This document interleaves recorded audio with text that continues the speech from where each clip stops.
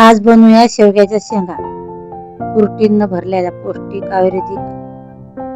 हे 250 ग्राम घेतल्या शेवग्याच्या शेंगा, धुवून घेतल्या पाण्यानं. त्यांना कट करून घेऊ. आता तुम्हाला वाटलं तर लंब्या लंब्या पत्र काढू शकता तुम्ही. मी सर्व कट करून घेतल्या. सर्वांचे आता वरचे टरफल काढून घे. हे पाय काढून घेतले सर्व. धुवून घेऊ पाणी टाकून.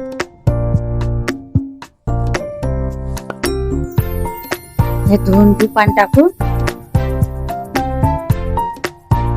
तेल टाकून घेऊ एका कढईत. जिरं, हळद टाकू थोडीशी धने पावडर. हे शेंगा धुतलेल्या त्यात टाकून देऊ.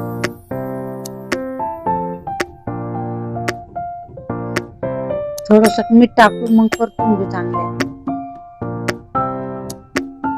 हे परतून घेऊ थोड्याशा तेलात, मिठात, हळदी, धने पावडर.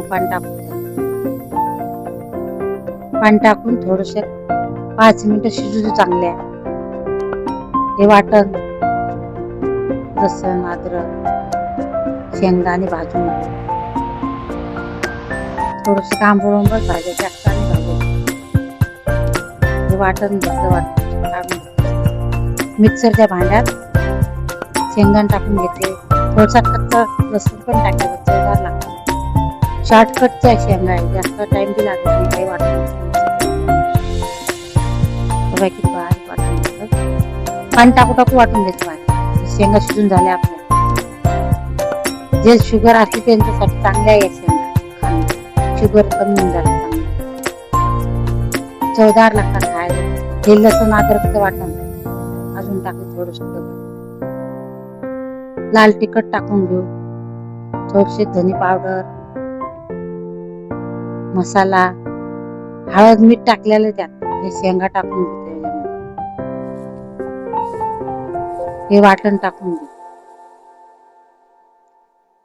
शेंगदाण्याचा आणि लसणाचं वाटण टाकून थोडासा गदक आला की खाण्यासाठी तयार.